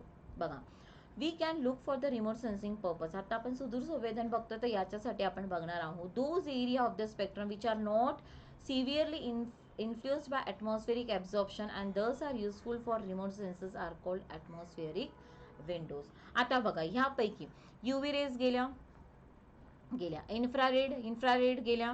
इन्फ्रारेड मध्ये लॉंग वेव्ह आणि मायक्रोवेव्ह हे शॉर्ट. हे काय आहेत, याच्यावरती जे वातावरण शोषून घेत नाही त्या किरण जे आहेत याला आपण म्हणतो ॲटमॉस्फेरिक विंडो. लक्षात बघा, those area of the spectrum which are not influenced by the atmospheric absorption, जे शोषले जात नाही. आले लक्षात. जसं आता इथे दृश्य प्रकाश नाही शोषला गेला आहे, गॅमा रेस, एक्स रेस गेले आहेत का, शोषले गेले आहेत का, नाही. रेडिओ वेव्स नाही. ते हे काय आहे आणि याचा आपण वापर रिमोट सेन्सिंग मध्ये करतो. This are called as a atmospheric windows. Okay, पुढे आता दूर संवेदन आणि तरंग लांबीचा अन्वय संबंध. आता mutual relation between remote sensing आणि वेव्हलेंथ हे याच्यासाठी महत्त्वाचं आहे बरं का. ॲटमॉस्फेरिक विंडोजच हा मराठीमध्ये मी भाग घेतलेला आहे. येस, आणि हे मी थोडंसं सौदी सरांच्या पुस्तकामधलं घेतलंय, मला इम्पॉर्टंट वाटलं त्याच्यामुळे. आता बघा, पृथ्वीच्या वातावरणाद्वारे गॅमा किरण आणि क्ष किरण तसंच ओझोनद्वारे अतिनील तरंग लांबी ऊर्जेचे संपूर्णपणे अभिशोषण होते. यामुळे दूर संवेदनासाठी या तरंग लांबीचा उपयोग होत नाही. ठीक आहे, वातावरणमध्ये गॅमा, क्ष किरण आणि अतिनील UV रेज शोषले जातात, म्हणून याचा आपण दूर संवेदनासाठी रिमोट सेन्सिंगसाठी याचा वापर करत नाही. दूर संवेदनासाठी दृश्य विभाग म्हणजे विजिबल, अवरक्त किरण, इन्फ्रारेडचा काही भाग नाही, आणि अतिनील किरणपट्ट्याचा काही भागाचा उपयोग होतो. अवरक्तचा काही भाग आणि अल्ट्राव्हायोलेटचा काही भागाचा आपण दूर संवेदनासाठी वापर करतो. ज्या तरंग लांबीच्या विभागामध्ये ऊर्जेचे जास्त संक्रमण होते त्यांना वातावरणीय गवक्ष असे म्हणतात. दूर संवेदना प्रतिमा प्राप्त करण्यासाठी त्याच ऊर्जेचा उपयोग होतो. लक्षात, कोणाचा? वातावरणीय गवाक्ष, ज्याचं जास्त संक्रमण होत, ज्या तरंग लांबीचं जास्त संक्रमण होतं म्हणजे ते शोषले जाऊ शकत नाही, तेच मग जमिनीवर किंवा त्या वस्तूवर आढळेल, परत परावर्तित होणार आणि आपण प्रतिमा छायाचित्र काढू शकतो. याला आपण म्हणतो वातावरणीय गवाक्ष, आणि त्या किरणांचा वापर आपण सुदूर संवेदनासाठी करत असतो. दृश्य विभाग, अवरक्त विभाग आणि सूक्ष्म तरंग विभागाच्या विविध पट्ट्यांची उपविभागणी होते. तर कोणते आहे ते? दृश्य विभाग, अवरक्त विभाग आणि सूक्ष्म तरंग म्हणजेच मायक्रोवेव्ह. आता याचं काय आहे ते आपण पुढे बघूयात, राईट.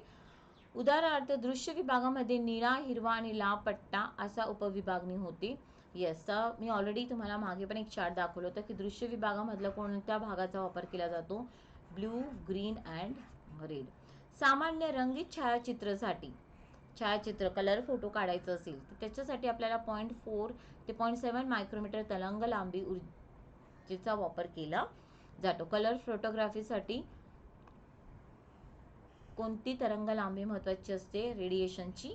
ही अवरक्त बघा, इन्फ्रारेड कलर फोटोग्राफीसाठी 0.5 to 0.9 मायक्रोमीटर तरंग लांबी ऊर्जेचा उपयोग केला जातो. हा पॉइंट खूप महत्वाचा आहे. हा पण हे तर दृश्य विजिबल रेस हे आलं, आणि अवरक्तसाठी हे इन्फ्रारेड कलर फोटोग्राफी आणि विजिबल कलर फोटोग्राफीची ही दोघांची तरंग लांबी लक्षात ठेवा. दूर संवेदन पद्धतीमधील दृश्य विभाग व अवरक्त विभागाला अक्रियाशील दूर संवेदन असे संबोधले जाते. Clear. Passive remote sensing. Passive म्हणजेच काय की सूर्य हा ऊर्जेचा सूत्र असेल त्याला आपण म्हणतो पॅसिव्ह रिमोट सेन्सिंग. तर याच्यामध्ये दृश्य विभाग विजिबल आणि इन्फ्रारेड विभाग वापरला जातो जास्त. आणि रडारमध्ये विद्युत चुंबकीय ऊर्जा निर्माण केली जाते, तिचा तरंग लांबीच्या स्वरूपामध्ये सूक्ष्म तरंग म्हणून उपयोग करतात. याला क्रियाशील दूर संवेदन ऍक्टिव्ह रिमोट सेन्सिंग असे संबोधली जाते. मी पुढे हे घेतलेले आहे सगळे, हे तुम्हाला लक्षात येईलच, अजून डिटेलमध्ये होईलच, पण हा पण लक्षात ठेवा. पॅसिव्ह मध्ये दृश्य आणि अवरक्त, आणि ऍक्टिव्ह मध्ये तुम्हाला सूक्ष्म मायक्रोवेव्ह चा वापर केला जातो. ऍक्टिव्ह म्हणजेच काय? कृत्रिम सेन्सर्स असतात. आता बघा, वातावरणामधील वायू काही विशिष्ट तरंग लांबीच्या ऊर्जेचे शोषण करतात.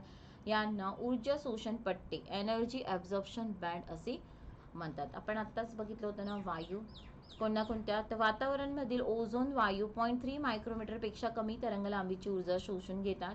यस, आताच आपण बघितलं ओझोन हे ultraviolet rays, X rays, gamma रेजला शोषून घेतं, तर त्यांची तरंग लांबी किती असते? 0.3 मायक्रोमीटर पेक्षा कमी असेल तर त्यांना ते शोषण्याची क्षमता असते. कोणाला? ओझोन. 0.3 सेंटीमीटर तरंग लांबीपेक्षा कमी लांबीच्या ऊर्जा मेघ शोषून घेते. यस. पाण्याची वाफ म्हणजे बाष्प, कार्बन डायऑक्साईड वायू हे देखील या ऊर्जेचे काही प्रमाणात शोषण करतात. यस, आत्ताच आपण बोललो ना, इन्फ्रारेड रेज शोषण करतात. फक्त दीर्घ तरंग लांबी ऊर्जा मेघांना भेदून जाते. दीर्घ तरंग लांबी लॉंग वेव्ह रेडिएशन हे मेघ याला शोषू शकत नाही, म्हणून यांना कापत ते पुढे निघून जाऊ शकतात. हे पुस्तकातलं काही महत्त्वाचे पॉईंट्स होतात जे मला वाटलं की तुम्हाला विचारले जाऊ शकतात, तर हे असं एक लक्षात ठेवणार तुम्ही. ओके. आता पुढचं इंग्लिशमध्ये असेल परत. येस. तर हे तरंग लांबी वर्ण आहे बघा. परावर्तित अवरक्त, मी आताच म्हटलं ना, रिफ्लेक्टेड इन्फ्रारेड, थर्मल इन्फ्रारेड. ठीक आहे. आणि हे आहे ॲटमॉस्फिअरिक विंडो. औष्मिक अवरक्त हे निघून जात असतं. परावर्तित हे, ठीक आहे, तर हे ॲटमॉस्फिअरिक विंडोचं वातावरणीय गवाक्ष दिलेला आहे. ओके. चलो पुढचं आता हे बघा, ब्लू ग्रीन रेड हे वातावरणीय गवाक्ष आहे, ज्याचा वापर आपण कुठे करतो, रिमोट सेन्सिंगमध्ये, म्हणून याला आपण वातावरणीय गवाक्षामध्ये. परावर्तित अवरक्त, औष्मिक अवरक्त. येस. ठीक आहे. आता पुढचं पॉईंट बघूयात. आता व्हॉट इज स्पेक्ट्रल सिग्नेचर. हे काही इम्पॉर्टंट पॉईंट तुम्हाला दिले गेलेले आहेत ना, त्याच्यामुळे हे टर्म्स कधी विचारल्या गेल्या ना, सो कधी तिथे कन्फ्युजन नको व्हायला म्हणून हे घेत आहोत. Right. Signature produce by wavelength dependent absorption. आता व्हॉट इज सिग्नेचर बघा. Signatures produce by wavelength dependent absorption.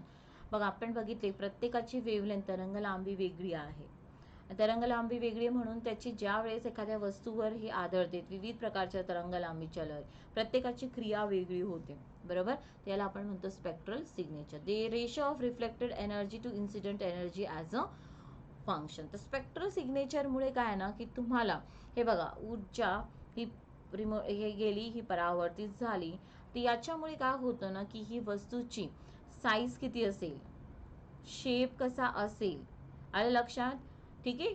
हे तर तापमान कसं असेल, कालावधी अनुसार याच्यामध्ये काय बदल घडून येत आहे, हे सगळी माहिती तुम्हाला, याला आपण म्हणतो स्पेक्ट्रल सिग्नेचर.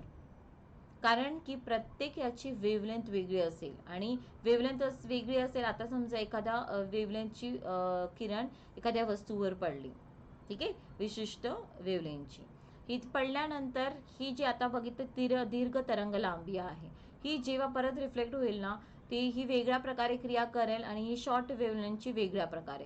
तर याच्यामुळे यांना लक्षात येतं की ही वस्तू मोठी होती, छोटी होती, याचं तापमान कमी होता, जास्त होता, कालावधीनुसार यांचा बदल घडला की नाही घडलं, याला आपण म्हणतो स्पेक्ट्रल सिग्नेचर. तर तुम्हाला प्रश्न इथे काय फ्रेम होऊ शकतो ना, की स्पेक्ट्रल सिग्नेचरसाठी काय महत्त्वाचं आहे.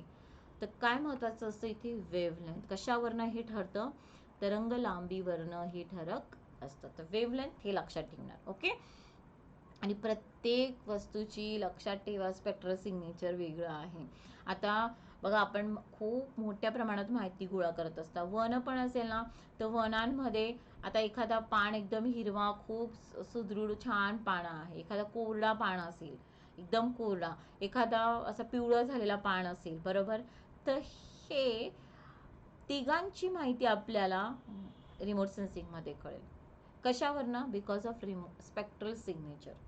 का, कारण की प्रत्येकावर ही ऊर्जा आदळल्यानंतर ही वेगळ्या प्रकारे देणार, ही वेगळ्या प्रकारे माहिती देणार, याच्यावर क्रिया वेगळ्या प्रकारची नसते, ही माहिती वेगळी, आणि आपल्याला तिघांची माहिती बघायला मिळेल.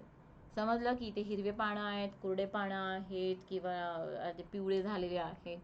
का, कारण की वेवलेंथ, कारण की इथे जसे पडणार, इथे क्रिया वेगळी होणार, वेगळ्या प्रकारची तरंग लांबी, आणि तशा प्रकारची माहिती गोळा होते. So it is very detail guys. फक्त स्पेक्ट्रल सिग्नेचरसाठी काय महत्त्वाचं आहे तर वेवलेंथ हे लक्षात ठेवा. Further, remote sensing sensors can be classified under. आता आपण रिमोट सेन्सर्स जर बघितलं, रिमोट सेन्सिंगचं सेन्सर्स पण आपण बघितलं, ॲक्टिव्ह आणि पॅसिव्ह. ॲक्टिव्ह म्हणजेच कृत्रिम एनर्जीचा सोर्स वापरतात, आणि पॅसिव्ह म्हणजेच नैसर्गिक एनर्जीचा सोर्स वापरतं, म्हणजे सूर्य. पण ह्याच्यामध्ये पण हे सेन्सर्स अजून कसे असू शकतात हे आपण बघणार आहोत. ऑप्टिकल सेन्सर्स, एक मिनिट मागची साईड बघूयात. मायक्रोवेव्ह सेन्सर्स आणि थर्मल सेन्सर्स. कारण की माहिती गोळा आपण वेगळ्या वेगळ्या प्रकारची माहिती गोळा करणार आहोत ना. तर ऑप्टिकल सेन्सर्स हे काय माहिती गोळा करते. Optical sensors utilise the energy from the sun which is a source of illumination by recording the energy reflected or emitted from the target feature. तर ऑप्टिकल सेन्सर्स ही पॅसिव्ह जे आपण म्हणतो ना, सूर्य नॅचरल एनर्जी सोर्सपासून जी एमिट होते त्याची माहिती ही सांगत असते optical sensors. The optical sensors recorded the reflected or emitted energy in the visible near infrared and short wave infrared region of the electromagnetic spectrum. तर हे जे पण काय सेन्सर्स आहेत ना ऑप्टिकल सेन्सर्स, ही कोणत्या तरंग लांबी किंवा कोणती ऊर्जा हे कॅच करतात माहिती गोळा करण्यासाठी हे सेन्सर्स, तर हे करत असतात दृश्य प्रकाश, नियर इन्फ्रारेड, NIR पण याला म्हटलं जातं NIR, आणि शॉर्ट वेव्ह इन्फ्रारेड स्वीर असं पण शब्द वापरला जातात. NIR, SWIR आणि दृश्य प्रकाश याचा वापर करतात हे सेन्सर्स माहिती गोळा करण्यासाठी. Optical sensors are sensitive mainly to the electromagnetic radiation lying in the range of 0.4 micrometer to 0.76 micrometer visible band. बरोबर, हे याला संवेदनशील आहे. तर ह्या तरंग लांबीची माहिती ही गोळा करू शकते आणि ही तरंग लांबी कोणाची आहे, विजिबल दृश्य प्रकाश. As well as 0.7 to 0.9 micrometre ही कोणाची तरंग लांबी आहे, नियर अँड मिड इन्फ्रारेड बँडची. बरोबर, ते आपण बघितलं, ही ती बघू शकते.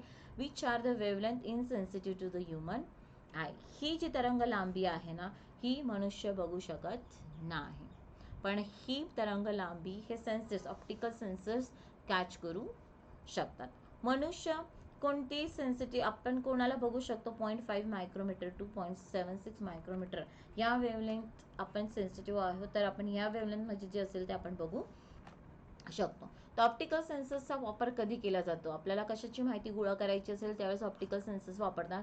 Images acquired from the optical sensors find usefulness in variety of applications such as post earthquake damage. Earthquake damage म्हणजे भूकंप आल्यानंतर जे पण काय हानी होते त्याच्या असेसमेंटसाठी, लँडस्लाईड, दरड वगैरे कोसळतात ते, ऑइल स्पिल, तेल गळणी, व्हेजिटेशन मॉनिटरिंग, फ्लड पूर आल्यावर आणि रिलीफ मेजर्स त्याच्यानंतर कसे होई ते करायची त्याच्यासाठी, land use and land cover classification, भू उपयोजना हे बघण्यासाठी आपण ऑप्टिकल सेन्सर्स वापरतो. Temporal change detection analysis and many more.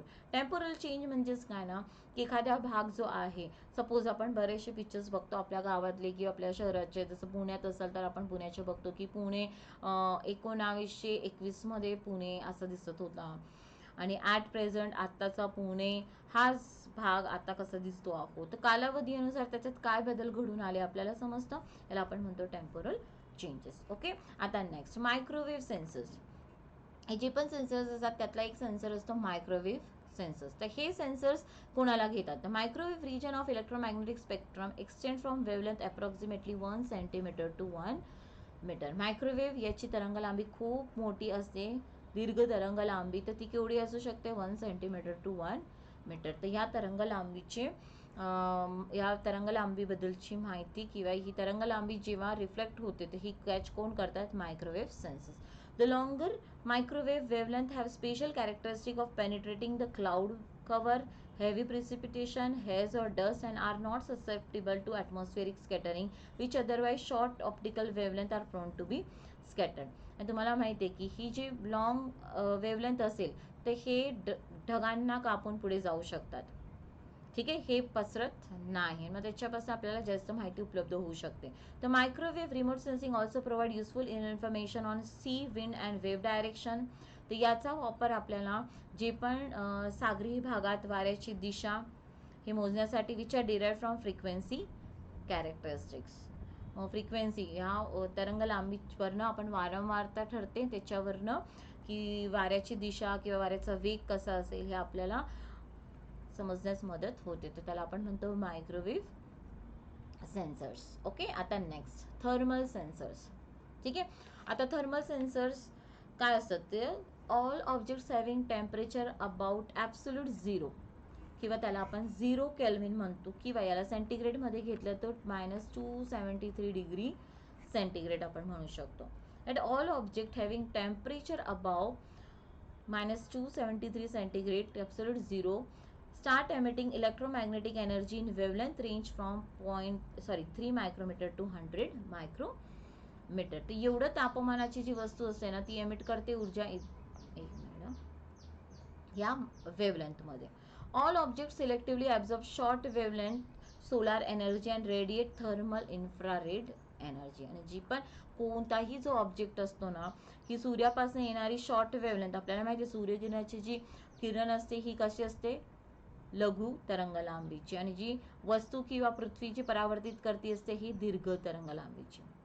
आलं लक्षात? येस. तर all object selectively absorb short wavelength solar energy, आणि त्याच्यापासून जी परत रेडिएट होते, परत पाठवली जाते, ती कोणत्या स्वरूपात असते? Thermal infrared energy. In thermal image, all object emitted infrared radiation and the amount of emitted radiation is a function of surface temperature. आणि थर्मल सेन्सर्स हे कोणत्याही म्हणजे माध्यम, सॉलिड, लिक्विड आणि गॅसेस, कोणत्याही माध्यम, पृथ्वीवर एखादी जमिनीचे तापमान मोजायचं असेल, पाण्याचं तापमान मोजायचं असेल, वायूचं तापमान किंवा कोणत्याही याचं आपल्याला तापमान प्रत्यक्ष संपर्क नाही तर मोजायचं असेल, त्यावेळेस कोणते सेन्सर्स वापरले जातात? Thermal sensors. आणि याच्यासाठी इन्फ्रारेड किरणांचा वापर होतो, हे अगोदर पण मी सांगितलं होतं तुम्हाला, राईट? आता see next, multispectral imaging system.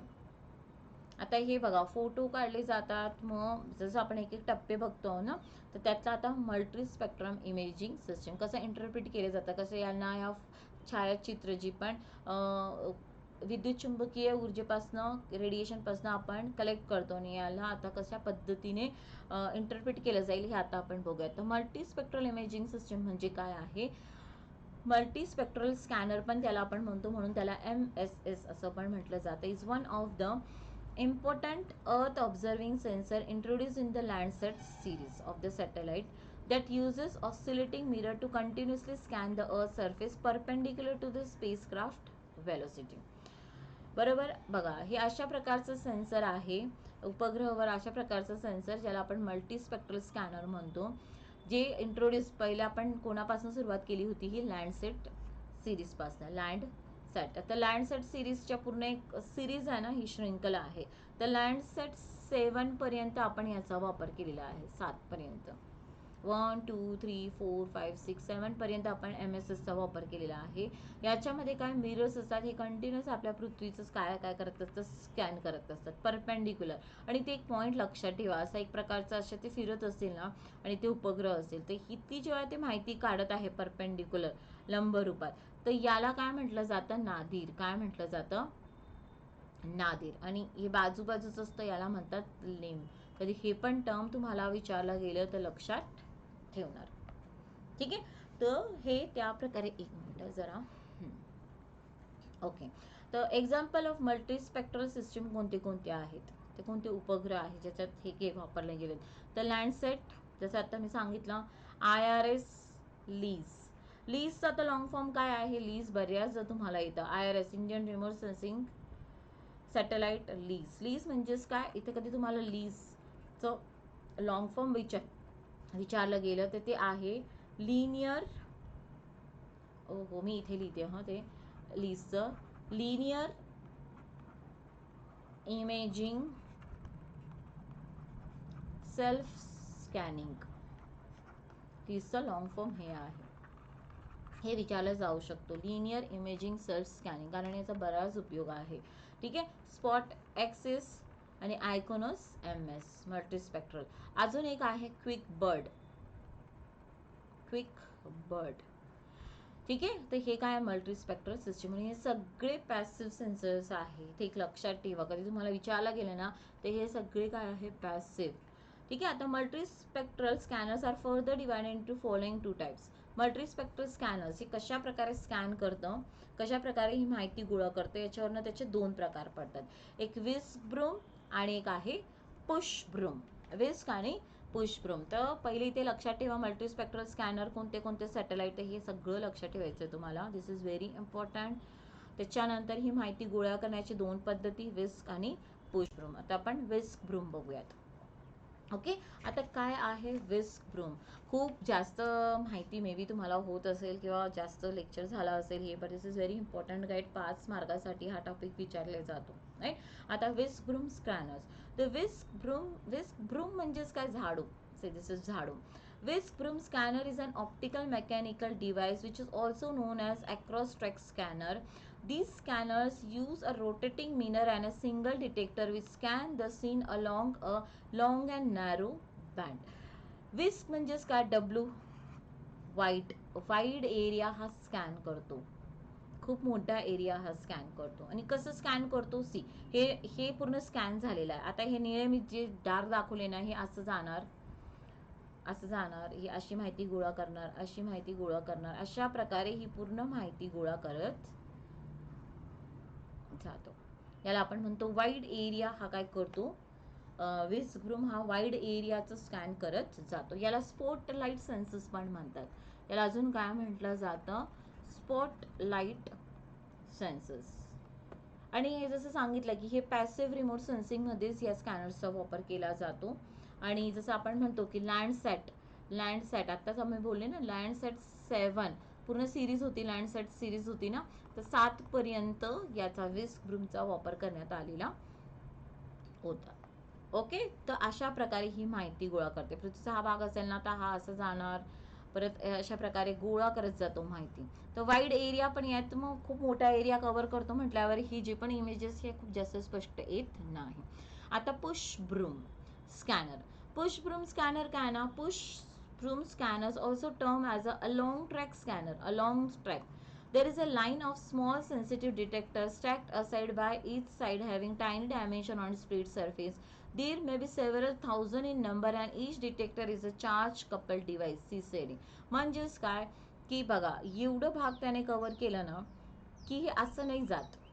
हे आपण जसं पहिल्या याच्यात काय बघितलं ना, पहिल्या याच्यात की अशा प्रकारे हे असं इथून इथे एक एक एक एक भाग बघत जाणार, मग खाली येणार असं भाग. याच्यात काय ना की पूर्ण एवढ्या ठिकाणी तो खूप देर थांबणार, खूप जास्त काळ थांबणार, मग खाली उतरणार. असं नाही का एक एक बघत असं जातोय तो, मग खाली उतरणार. जास्त कालावधीसाठी थांबतोय तो. येस, त्याच्यामुळे तो तिथे जास्त जास्त प्रकाश पडतो आणि त्याच्यामुळे तो जास्त माहिती गोळा करू शकतो. पहिल्या याच्यात काय होतं ना की तो पुढे जात जात जात मग लगेच खाली उतरतो. इथे काय की एकाच लाईनमध्ये तो खूप जास्त कालावधी थांबतो. जास्त थांबल्यानंतर तो जास्त माहिती गोळा करू शकत आहे. तर पुश ब्रूम स्कॅनर मग खाली ढकलला जातो. याच्यानंतर मग तो खालच्या इथे येणार. Okay, this is a push broom scanner. आता बघा, मल्टीस्पेक्ट्रल स्कॅनर बघितली आपण. मल्टीस्पेक्ट्रल इमेजिंग सिस्टीम बघितलं. आता आपल्याला बघायचं आहे हायपरस्पेक्ट्रल. C, हायपरस्पेक्ट्रल sensors. ठीक आहे, व्हॉट इज हायपरस्पेक्ट्रल सेन्सर्स. आता जसं आपण बघितलं ना की मल्टीस्पेक्ट्रल आणि याच्यामध्ये फरक मी तुम्हाला पुढे सांगेल. Hyperspectral sensors are also referred to as imaging spectrometers that acquire image in a very narrow and large number of contiguous spectral bands that typically collect 200 or more bands of the data. Yes, जे की multispectral मध्ये ते 9 ते 10 bands scan करू शकत होते. पण hyper spectral, hyper आहे ना मोठं, जास्त बँड ते कव्हर करू शकतात, माहिती गोळा करू शकतात थ्रू आउट द. पण हे कोणत्या रेंजमध्ये, कोणत्या बँडमध्ये, visible, near infrared, mid infrared and thermal infrared region of the electromagnetic spectrum. या वेवलेंथची किंवा या पट्ट्यातली जी रिफ्लेक्ट होते, परावर्तित होत आहे हे पट्टे, यांची माहिती ही हायपरस्पेक्ट्रल सेन्सर्स गोळा करते. ड्यू टू बघा जास्त बँड्स आहे, due to large number of narrow bands in hyperspectral images, extensive ground survey and laboratory testing have been widely replaced, and therefore hyperspectral data of very fine spectral resolution find its usefulness in study related to mineral exploration. कारण जास्त पट्टे, त्याच्यामुळे मोठी जागा आपण explore करू शकत आहोत. तर याचा वापर खनिज संपत्तीची माहिती गोळा करण्यासाठी, water requirements of the plant, वनस्पतीची पाण्याची उपलब्धता बघण्यासाठी, व्हेजिटेशन, वनांची मॉनिटरिंग, वनांचं किती प्रमाणात वनं आहे, कशा आहेत, कोणत्या परिस्थितीत ते, सॉइल टाईप, मृदेचे प्रकार आणि वर्गीकरण करण्यासाठी आपण हायपरस्पेक्ट्रल सेन्सर्सचा वापर करतो. Okay, yes. आता आणि हायपरस्पेक्ट्रल सेन्सर्स काय असतात ना, याच्यामुळे आपल्याला पाणी आणि जमीन या दोघांचं पण डिफरेन्शिएट करता येणार. की समजा त्यातनं एखाद्या भागामधनं हायपरस्पेक्ट्रल सेन्सर जात असेल आणि तिथे पाणी पण आहे, जमीन पण आहे, तर हे तुम्हाला, हे सेन्सर्स तुम्हाला दोघांमधला फरक सांगेल की इथे पाणीचा भाग आहे, इथे जमिनीचा भाग आहे. ते मल्टीस्पेक्ट्रलमध्ये बघायला भेटत नाही, हे हायपरस्पेक्ट्रलच्या इमेजेसमध्ये तुम्हाला बघायला मिळेल. ठीक आहे. आणि हायपरस्पेक्ट्रल हे आपल्या भारतामध्ये हायसिस या उपग्रहामध्ये हे सेन्सर्स आहे, जे 2018 मध्ये हा उपग्रह लॉन्च करण्यात आला होता. त्याच्यामध्ये हा सेन्सर लावला गेलेला आहे. Okay, clear. चला आता advantages of remote sensing. Provide a regional view, large area. Remote सेन्सिंगमुळे ना संपर्कात न येता आपण मोठ्या एरियाचं हे काढू शकतो माहिती. Provide repetitive looks at the same time. परत परत एकाच जागेचा सर्वेक्षण करू शकतो. Remote sensors see over a broader portion of spectrum than the human eye. जे पण सेन्सर्स असतात, आपण फक्त एका दृश्य प्रकाशाची तरंग लांबी जी आहे ती आपण डोळ्याने सेन्सिटिव्ह आहे, म्हणजे तेवढीच आपल्याला. पण काही सूक्ष्म किंवा काही ज्या वस्तू आपले डोळे बघू शकत नाही ते रिमोट सेन्सर्सद्वारे आपण त्याच्याकडे लक्ष देऊ शकतो. Provide geo referral digital data. Yes, some remote sensors operate in all season at night and in bad weather. काही रिमोट सेन्सर दिवस रात्र खराब हवामान, ज्याला आपण ॲक्टिव्ह रिमोट सेन्सर्स म्हणतो, ते काम करू शकतात. Yes. Disadvantages of remote sensors. काय डिसएडव्हान्टेज आहे? Expensive to build and operate. ही खूप खर्चिक आहे ही technology. Needs ground verification. Yes, असं नाही का फक्त याच्या माहितीवरनं आपण अवलंबून राहू शकतो की याने माहिती दिली तर एकदम आपल्याला ते व्हेरीफाय पण करावं लागेल. Not best tool for small areas. छोट्या ठिकाणच्या सर्वेक्षणासाठी आपण रिमोट सेन्सिंग नाही वापरू शकत. Needs expert system to extract data. एक एक्सपर्ट सायंटिस्ट ज्या टेक्नॉलॉजी अभ्यास असेल त्याची गरज असेल याची माहिती गोळा करण्यासाठी. तर हे थोडंसं खर्चिक येतं. आता बघा, जे प्रश्न तुम्हाला विचारले गेले आहेत ते बघणार तुम्हाला. प्रकाश किरण म्हणजे प्रकाशामध्ये दृश्य किरण जे असतात विजिबल रेज, हे कसे असतात? लघु लांबी, तरंग लांबीच्या व उच्च वारंवारताच्या लहरी असतात. दृश्य प्रकाश हे सिंपल. जेव्हा तुम्ही इलेक्ट्रोमॅग्नेटिक स्पेक्ट्रम बघितला असेल तर तुम्हाला लक्षात येणार की त्यांची तरंग लांबी कशी असते? छोटी असते, कमी असते, आणि त्याच्यामुळे यांची वारंवारता कशी असते? जास्त असते. दृश्य प्रकाश है ना. पुढचं आता, खालील कुठली तरंग लांबी असलेल्या ऊर्जेचा भाग दूर संवेदनासाठी विशेषतः हवाई छायाचित्रणासाठी उपयुक्त मानला जातो? तर तो कोणता आहे? 0.4 मायक्रोमीटर ते 0.7 मायक्रोमीटर. बरोबर, कारण की हे फोटो जे आपले दृश्य लहरी आहेत ना. यस. नेक्स्ट आता, दृश्यमान तरंग लहरीची एक श्रेणी अंदाजे इतकी असते. बघा, याची काय असते? 0.4 ते 0.7 मायक्रोमीटर. हे बघा, बऱ्याचदा तुम्हाला दृश्य तरंग लांबीबद्दल विचारलेलं आहे, तर तरंग लांबी याची पाठ करून ठेवा. धूळ, परागकण, धूर आणि पाण्याची वाफ यामुळे कोणत्या प्रकारचे स्कॅटरिंग विखुरणे होते? आताच आपण बघितलं होतं ना, रॅले मई है ना. बघा, कधी लक्षात नसेल तर बॅक जा, परत लेक्चर बघा, कळून जाईल. ठीक आहे. रॅले सूक्ष्म कण असतात खूप, 0.4 मायक्रोमीटरपेक्षा कमी. इथे 0.4 ते 3 मायक्रोमीटर पर्यंतचे जे कण असतात हे मै. आणि ह्या आकाराचे कण कोणते असतात? धूळ, परागकण, पाण्याची बाष्प हे. ठीक आहे. लिस्ट 4. आता लिस्टचं मी लॉंग फॉर्म दिलं होतं बघा. आता प्रश्न याच्यावर विचारला जाऊ शकतो की लिस्टचा लॉंग फॉर्म सांगा. Linear imaging self scanning. हे संवेदक सेन्सर जे आहे 4. कॅमेरा आजूबाजूच्या मुख्य ट्रॅक दिशेने +-26 डिग्री पर्यंत झुकला जाऊ शकतो, ज्या योग्य ठिकाणी तो पुनर्भेटीचा कालावधी मिळतो. बघा, हे जे सेन्सर्स आहेत ना, हे खरं काय ना की करंट बेस किंवा त्या वेळेत हे सेन्सर्स पाठवलं गेलं म्हणून त्याच्यावर प्रश्न आहेत. लक्षात ठेवा, हे जे सेन्सर्स आहेत ना, हे 4चं विचारलंय तुम्हाला. असे हे 4 आहे त्याच्या श्रेणी. आपल्याला याबद्दल प्रश्न विचारलेला आहे. ॲडव्हान्स होत गेले ते, त्यांचा स्पेक्ट्रल एरिया वगैरे सगळं ॲडव्हान्स होत गेलं. ते IRS-1A जो होता ना आपला, त्याच्यामध्ये हा सेन्सर होता.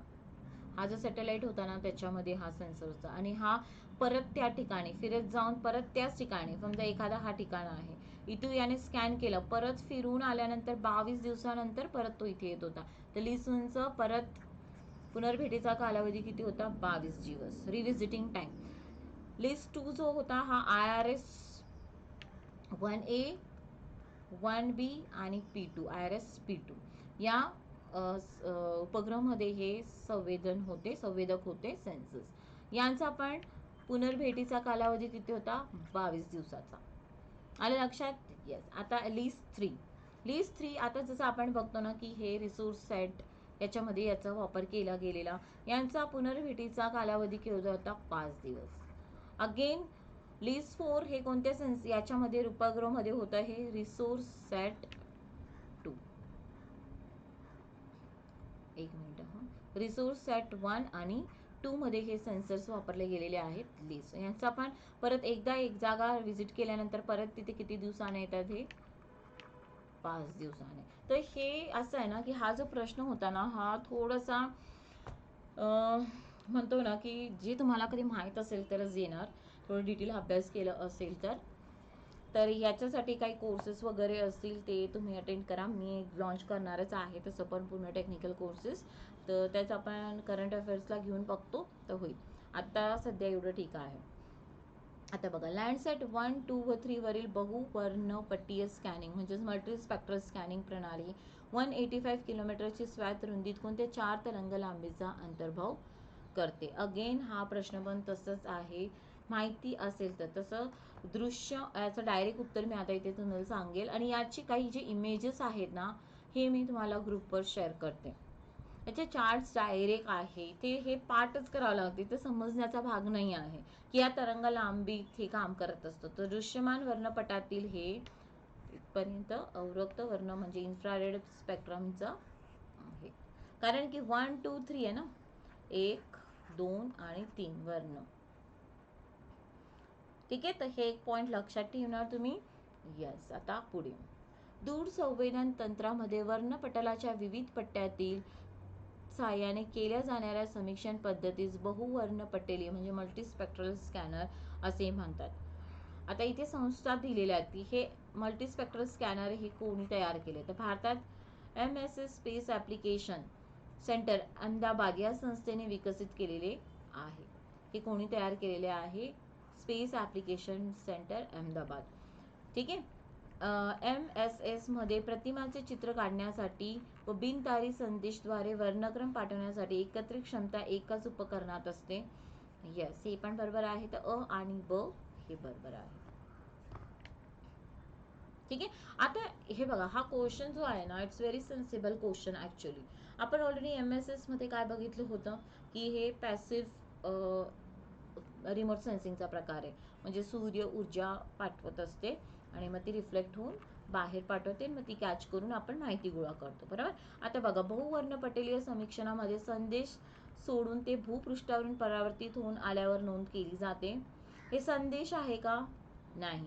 बहुवर्णपटलीय समीक्षकाद्वारे कॅमेरा आणि व्हिडिओकॉन यांचा उपयोग माहिती संकलनासाठी केला जातो? नाही. ते हे दोघं पण काय आहे? चुकीचे आहेत. तर अ आणि ब हे काय आहे? योग्य आहे. ठीक आहे. चलो सो पुढे या छायाचित्रातून जमीन व पाणी यांचे सीमा स्पष्ट होतात.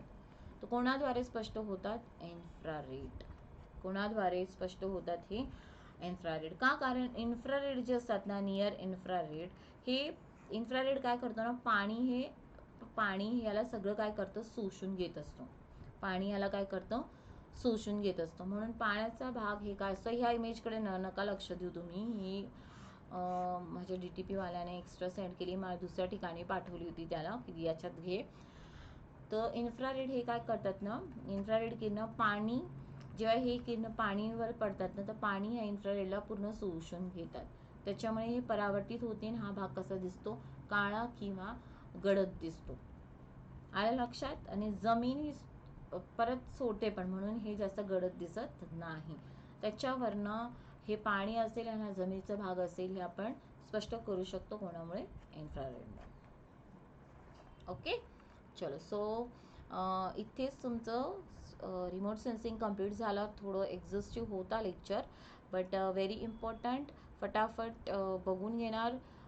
एरियल फोटोग्राफीचा आपला उद्या येणार. ओके.